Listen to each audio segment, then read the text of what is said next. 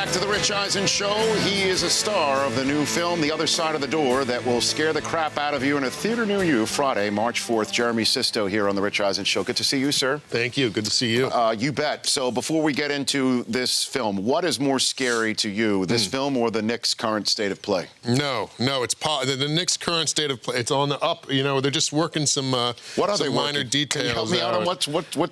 You know, listen, we had to get rid of Derek, and I understand that. I love Derek Fisher, but I don't know. It's hard to tell exactly how much effect a coach has, and besides, you know, changing players mid-game, what do they really do? But one thing I didn't really see from him was a passion during the game with the players. There was a sort of stoicness that I think is not what we need at this point. Well, here's the deal. It's stoicness is fine when you win in New York City.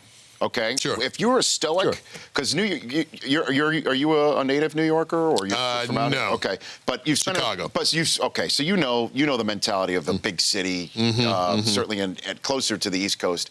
But it's just certainly in New York City. If you're a stoic, you better win, because if you're a stoic and you lose, it's sort of like you don't care. You want to see somebody take a bat to a bottle, to a Gatorade jug if you're not winning. Exactly, and that's the thing is one thing a coach can do is for the audience, is for the fans, and when you are down and there was a mistake made either by the coaching or the players, you want that you want to feel it from that coach. But Derek just had the stoicness that really it made you mad. It made you feel like he didn't care, which isn't the case. He was really good and he was trying very hard, and you know I respect him, but it was frustrating to watch when we were losing. Well, Porzingis is there's a lot of hope in this Porzingis. Yeah, there is. There's something that you can actually, and not like a Jeremy Lin kind of potentially false hope. Right. This kid's the real 100% deal. Hopefully, I mean, listen. The best thing that could have happened to him was to get booed at the draft, and that's what happened to him. And so all he had to do was step on. Kids were crying. Did you see those kids were crying when he was drafted? Yeah, it was perfect. It made everyone be like, I want to love this kid. I want him to win because he's an underdog. And he did. He came up at the bat and he showed I'm the real deal.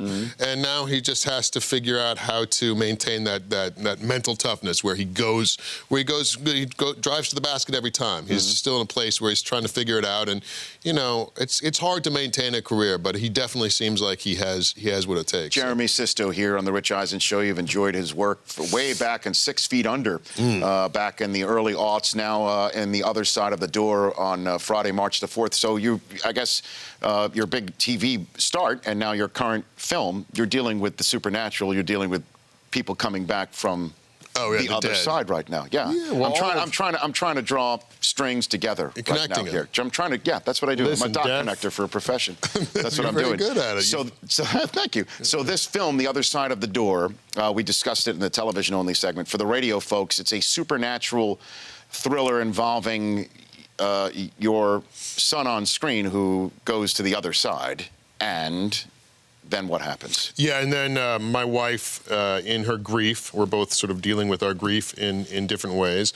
And we live in India, and she is given the opportunity by our nanny, who is an Indian woman who has some connection to an old religious temple where if you go back to that temple, you can speak to the dead through this door. Right. But there is one caveat. You cannot open the door, no matter how badly you want to see the deceased loved one.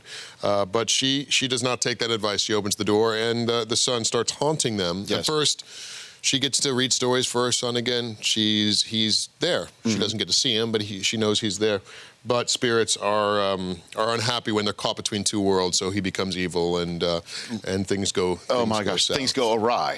Things go awry. And is it true you shot part of this film?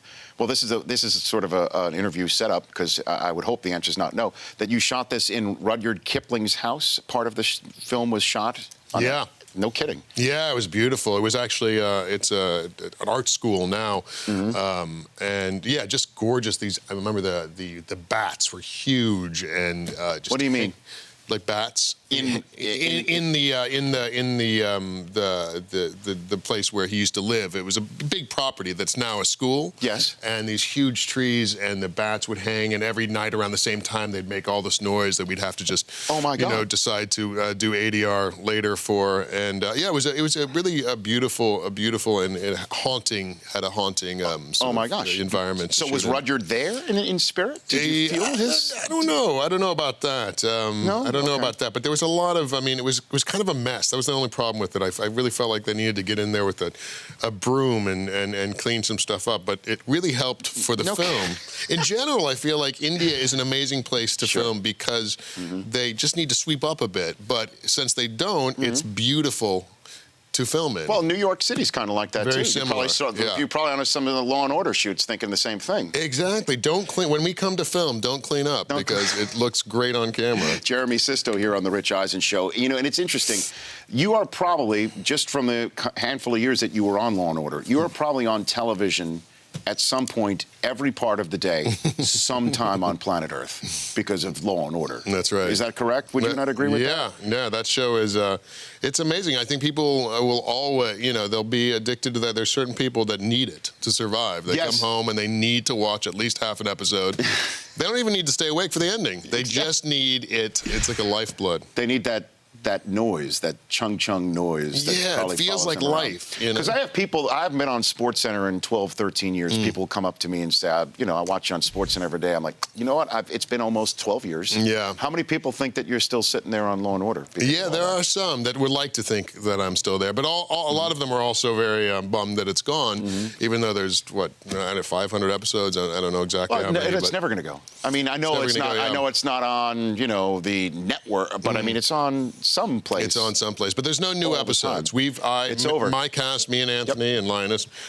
and we brought it down. We brought the ship, the 20-year-old ship down. We ended the raid. No, you did not. I'm sure you had absolutely nothing to do. They wanted to end on top, so that's why they... So if you're from Chicago, were you a Bulls fan at any point in time, or? I tell you, the reason I'm a Knicks fan is because I have a real problem coming onto a team when they're winning, becoming a fan. When I moved to Chicago, the Bulls were amazing. Yes. And I just couldn't do it. I just felt like I always had a problem being a fair weather fan. So moved to L.A., and the Lakers were their whole thing, so I couldn't be a Lakers fan. I should have been a Clippers fan. I don't know why I wasn't, but when I was in New York about 10 years ago, I started going to the games. They let me sit courtside, which they kind of bought my fandom. Nice. And they were also not great, and they still have been struggling. Well, so for me, it's a perfect franchise to become a part of. Well, being a native New Yorker who's been following the Knicks forever and a day, pretty much after Patrick Ewing, you could have shown up any point in time and had that be a perfect fit for you. Yeah. Not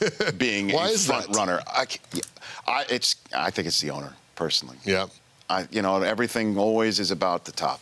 It trickles down. I just think for some reason they just can't get it right, and then there's always that ghost of Isaiah Thomas that's lurking over that organization. I hope Phil works out right there. I don't know. I think Isaiah has some photographs of some sort somewhere. There might have been a Law and Order episode. That's the rumor. That's the rumor. It could have been that. March 4th, Friday, in theaters near you, the other side of the door. At Jeremy Sisto on Twitter. Follow him.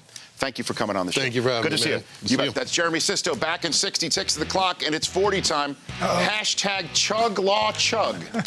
That's next here in a minute on The Rich Eisen Show. The Rich Eisen Show, weekdays at noon Eastern. On Audience.